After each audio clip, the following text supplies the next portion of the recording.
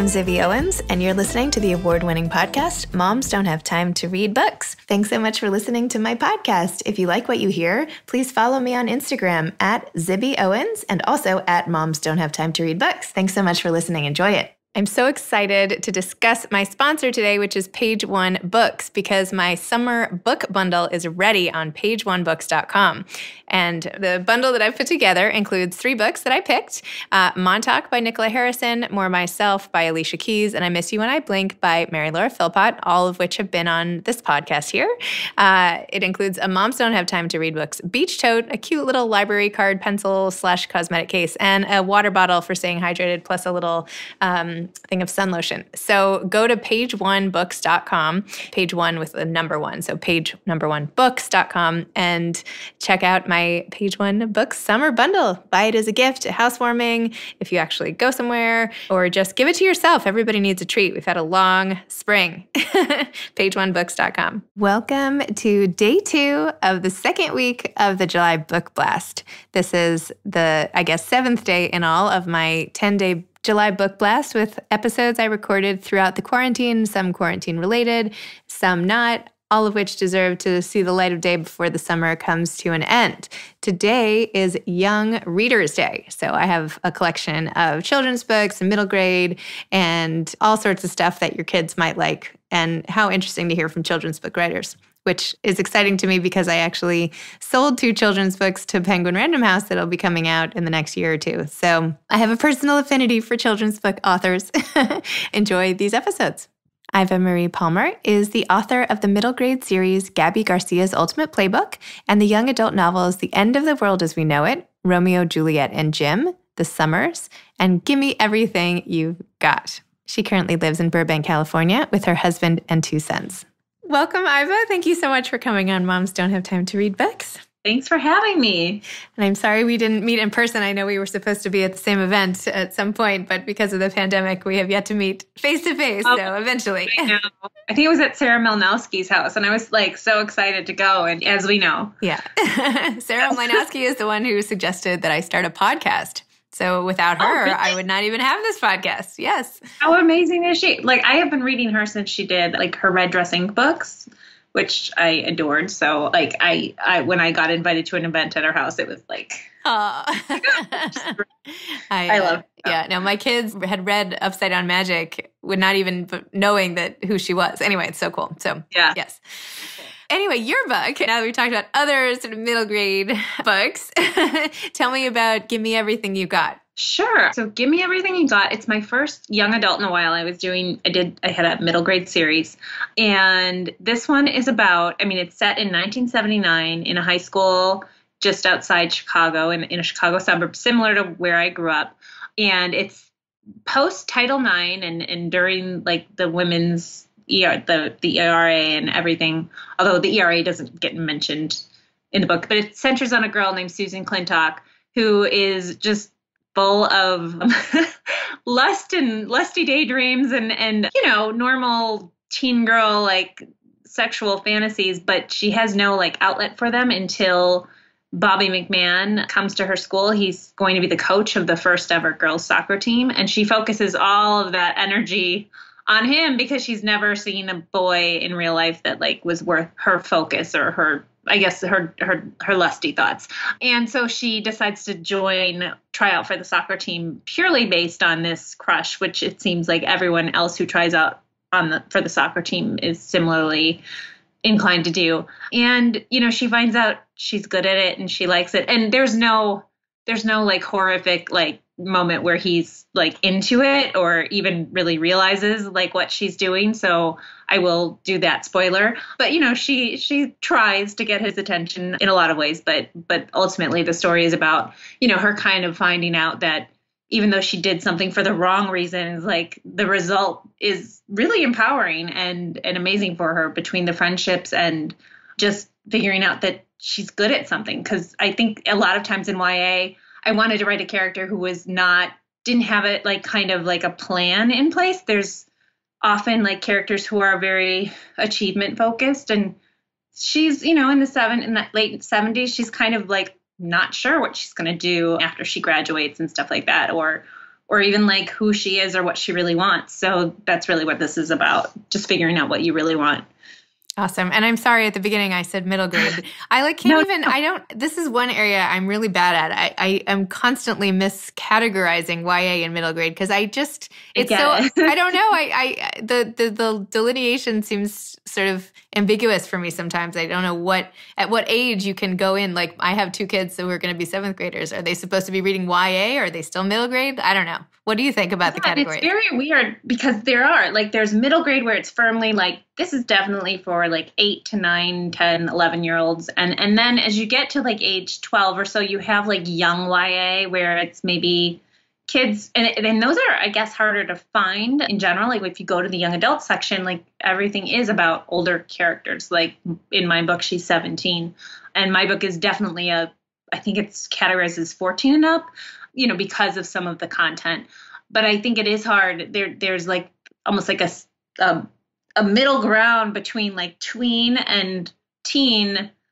And it's like you're sort of a teenager, but so you don't want to be reading maybe as much like the stuff for littler kids. Like, even though it's great, like you're kind of ready for something bigger, but you're not quite like at the YA where it's dealing with kids who are about to graduate high school or, are really like exploring some like near adult topics. And part of why I thought like the book might be good for moms and your audience is because it is, like on the upper, end of the age group. And I did hear from a number of my peers who were like, God, this is a book I needed when I was like, in my teens or whatever. So hopefully it will touch on, it will get to those teens too.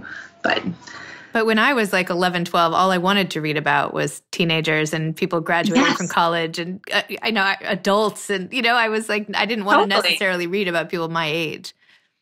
No, I think that's one of the keys to big readers. They're always probably reading, I feel like, a little older than them. Like my son is 9, and since he was about 7, he's been reading about kids in middle school. Like, so I imagine when he's in middle school, he's not going to be as into still reading about kids in middle school, and I think it all depends on where you are on the reading spectrum and like when you started and like how much you read, but and maybe like, what your interests are. But yeah, I was the same way. I read everything. And by the time I was entering high school or, in junior high, like I was scouring the library for, people who were on their way to college because I just wanted to skip over like everything. Right. Me too. Like I was the same way. I feel like that's why now I'm starting to read all these books about aging. I don't know. Like now that like, now that the pandemic has made me confront how much gray is in my hair, I feel like, okay, well, I am certainly aging in some ways. So now I'm like finding myself reading about like,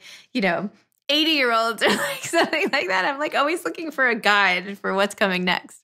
I know. Well, totally. I mean, I think I went through, I can't remember the last book I read, but it was similar to that where I was like, that sounds nice. Like, like look at all this wisdom and this like kind of like peaceful nature, the peaceful side, not peaceful. The books still have conflict and stuff, but the characters seem more self-possessed in the way they approach them. Mm-hmm. And that's what I guess I look forward to about aging. But yeah, definitely the gray, pandemic gray. That can be a new crayon color or something, pandemic gray. Yeah.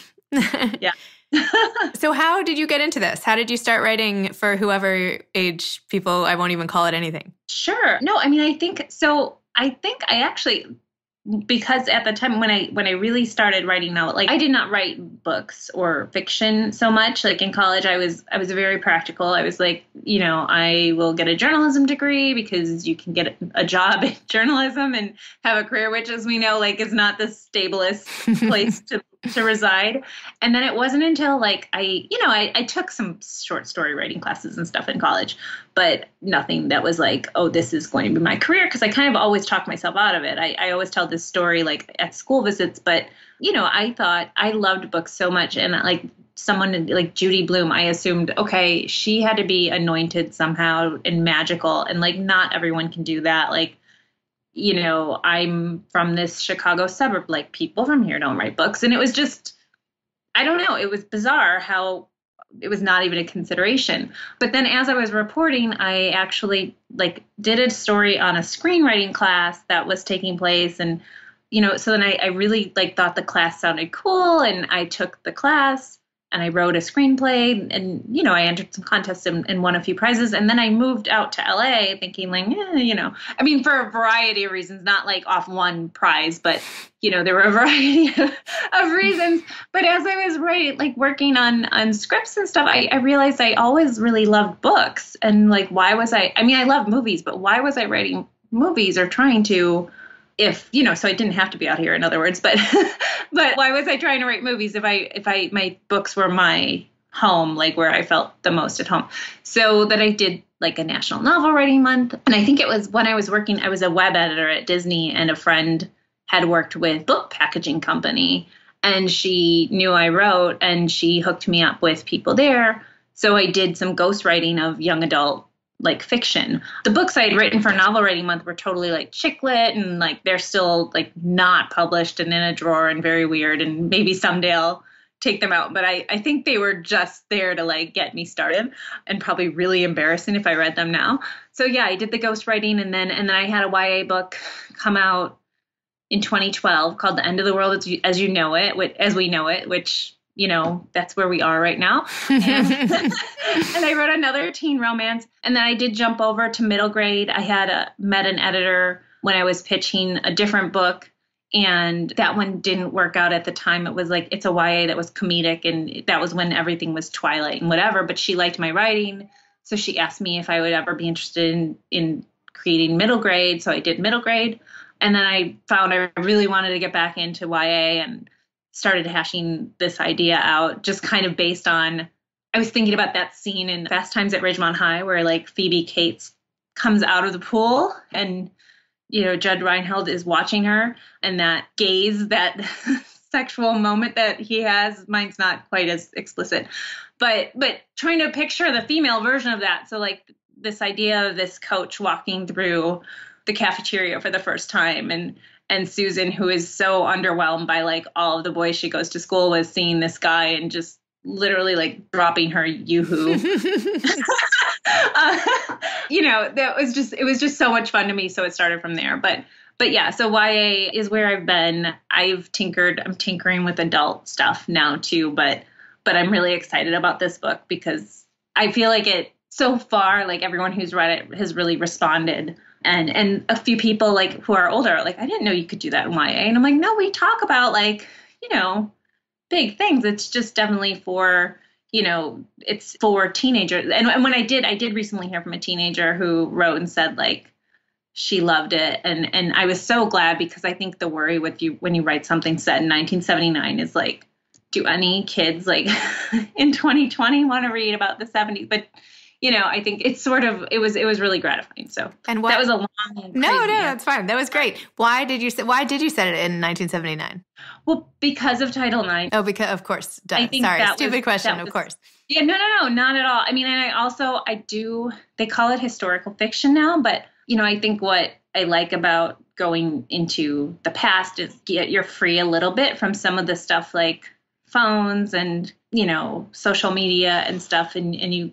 Like, it was nice to think kind of purely about, someone who isn't dealing, like the story doesn't have to be like as entwined with all of those things, which can sometimes make it harder for me to tell a story anyway. Like, I'm a terrible texter, and I'm like, what if these people don't text? Like, not to say that I'll only write historical, and I can definitely do texts and books, and I have, but it was like it was really refreshing to do that time period and to literally think like, what did this person do when she went home from school? And there's like 12 TV channels and, listens to records and I don't know, just waits for her mom to get home or whatever. Like, yeah. And there were fewer options for girls. So I wanted to write something with that, like bit of empowerment message going on. Did you play sports growing up? Were you on the soccer team or?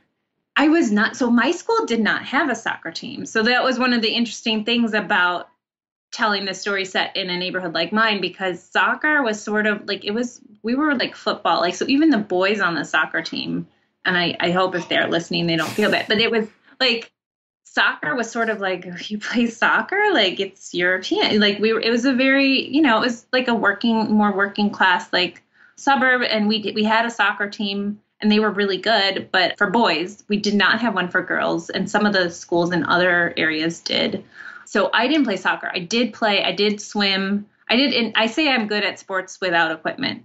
And soccer, though, I chose because I wanted a team. And I think for me, like writing sports, what's good about me not having played soccer is the sports scenes don't feel overwhelming to someone who's not a sports person. Like, I try to not make it feel like a play-by-play where the language is like, I don't understand what it's like. For me, if I read like a football book that's like really, not that I'd ever probably read one, but that's really like detailed with like yard lines and stuff, I'd be like, I don't know what they're talking about. So it's authentic, and I like definitely like watched a lot of the Women's World Cup and learned a lot more about soccer. But I was just going from purely like, I was leveraging like my experiences with competition and being on a team, and that's what I layered into the story here. And just that sense of like what being competitive does for you, like as a person, or getting that chance to be competitive, which I thought was a big deal for,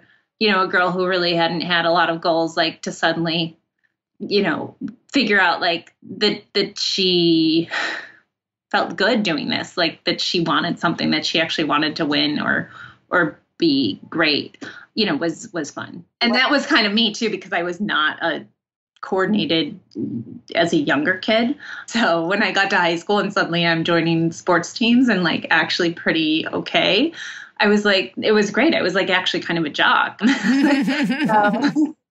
What about you? Did you play sports in high school? Or? In high school, I played tennis and lacrosse. Okay. But I did play in like a little soccer league when I was growing up, starting when I was like 6, just in the summers. We used to have these like games after dinner because we spent the summers out on Long Island. And I don't know, it was like the head of the shoe store like coached my team. And I don't know, it was like very suburban-esque. And but soccer, I really liked lacrosse. I was like super into that. But yeah, and it's a similar like thing with the team. I mean, I know different moves and playing, but being on a team and whatever, I think it's just great. And even that the games get a little like rougher or whatever, like just you learn so much about yourself and what you can do when you play a sport. And I think it's just great for everybody. I'm not telling readers that they must go out and play a sport, but no, it's great. It's great to be part of a team. It's great to be part of a team in any way. I mean, sports, I think, are one of the only ways to really be on a team at that age, right? I mean, now you can do it like through work, or you can do it through some sort of community, but I don't know. I mean, anyway, I think sports teams are great. I think it's really neat to share goals with people and share victories and losses and all that bonding stuff. Yeah. But going back to like the crush aspect of this book, and that's so funny that the Phoebe Cates, Judge Reinhold, they're like blast from the past actors and actresses. So like, when's the last time you had that feeling? Like, is there a time in your life that you like harken back to when you think about like having such a mad crush like that? I mean, like our teacher-wise, like I did not have one on a teacher. Like I'm sorry, it just about like I didn't have one like that where there was a teacher in my school that I desperately wanted to impress. And that's not like some moral high ground. I just think our teachers, like we didn't really have anyone like exceedingly cute. Like there was like one guy I remember like everyone thought was like super cute, and he was nice and cute and like, but not a teacher crush. But I did have, I think like in high school, and this is where like Susan's feelings track is like where you're thinking about the person just all the time and like kind of irrationally. Yeah, I had a crush on a guy from a neighboring school, and he sort of liked me for like a week.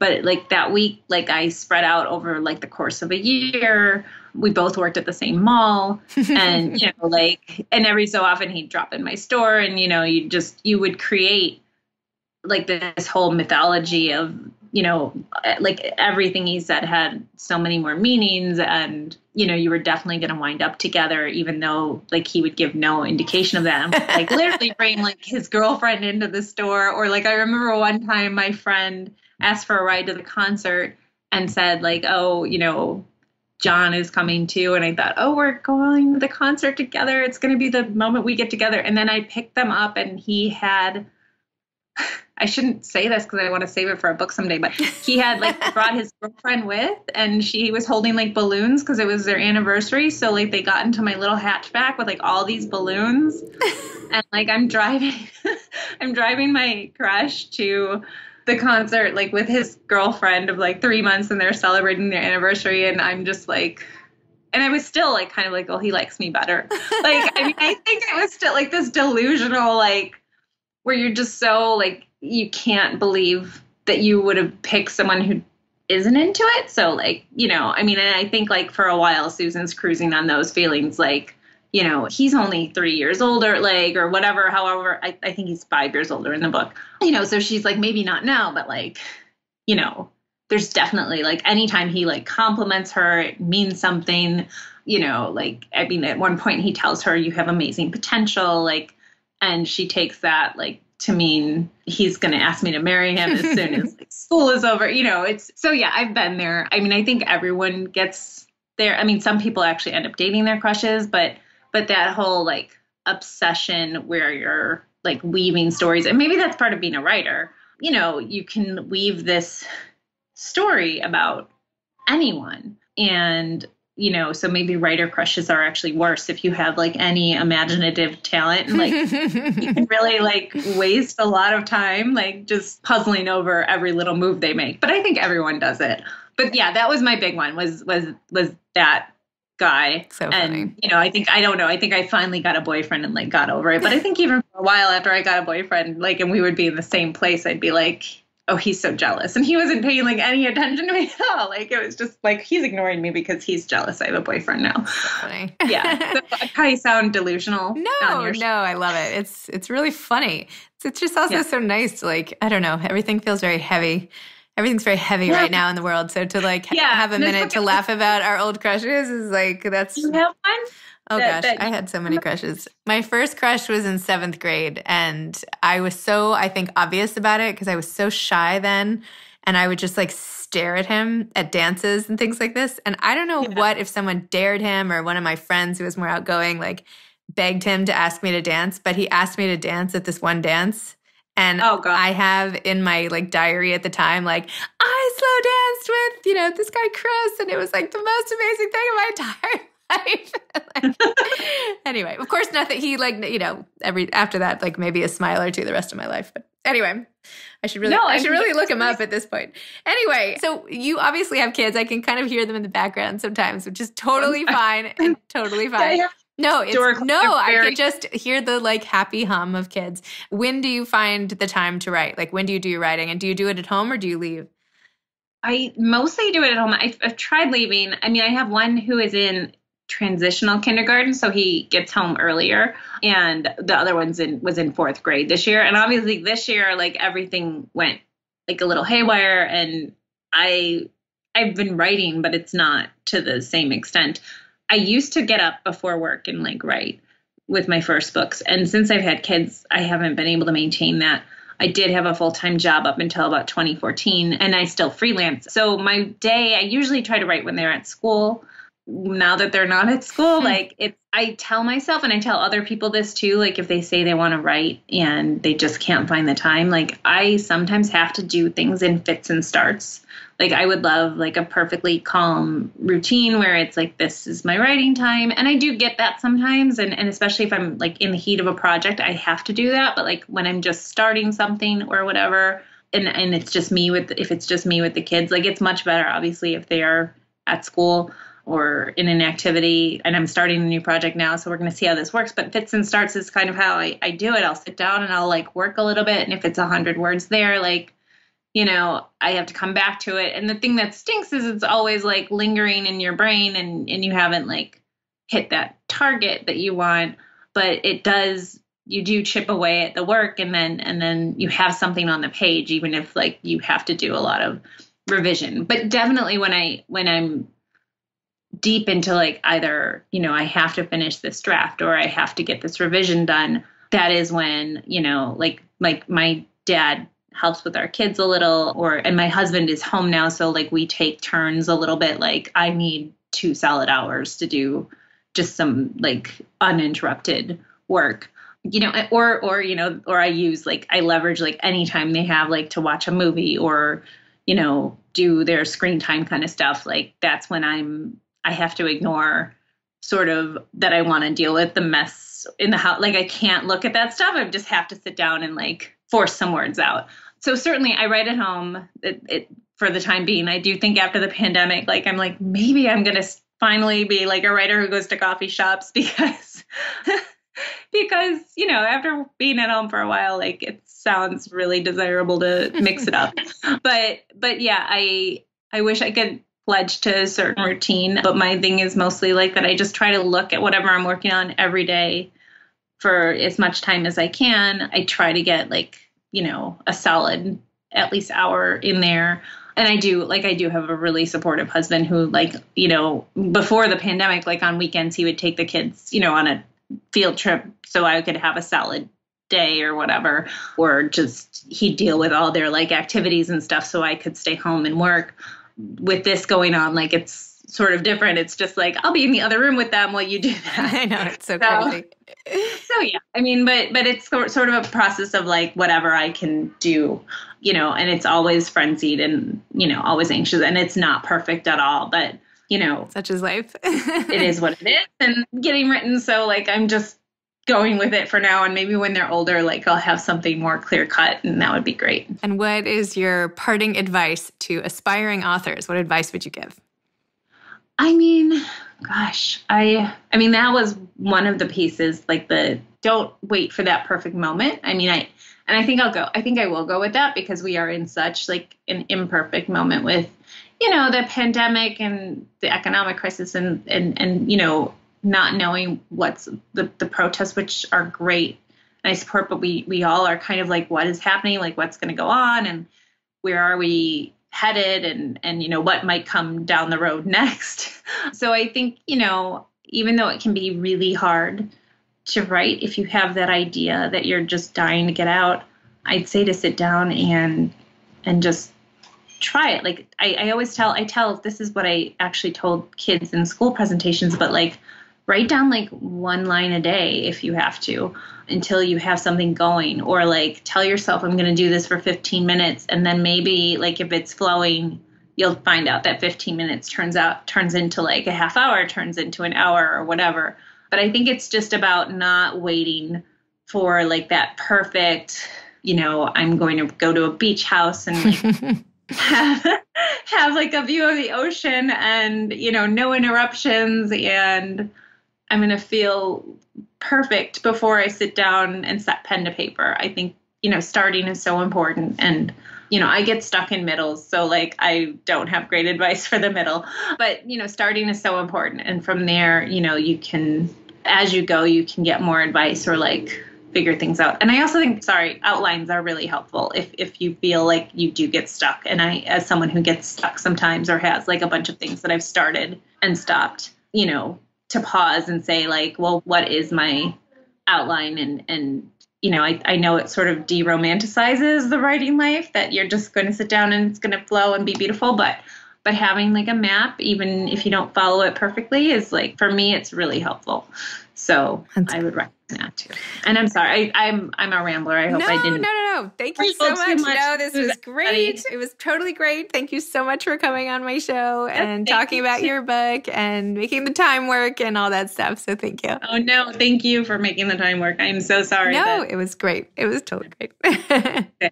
All right. Okay. Bye. Thank you so much. Okay. Bye. Right. Thanks. Bye-bye. Thanks so much for listening to Young Readers Tuesday, part of my July book blast. I hope you've enjoyed it. Thanks again for listening to my podcast, Moms Don't Have Time to Read Books. If you liked this episode, please follow me on Instagram at ZibbyOwens and at Moms Don't Have Time to Read Books, and sign up for my mailing list at zibbyowens.com so you can always hear about the latest things I'm up to. Thanks a lot. Thanks so much to Page One Books for sponsoring today's episode. I hope you'll all check out my summer beach bundle at pageonebooks.com. Thanks so much to Steve and Ryan at Texture Sound for the sound editing. And thank you to Morning Moon Productions for providing this fantastic intro and outro music. Thanks for listening. You could always email me at zibby@zibbyowens.com.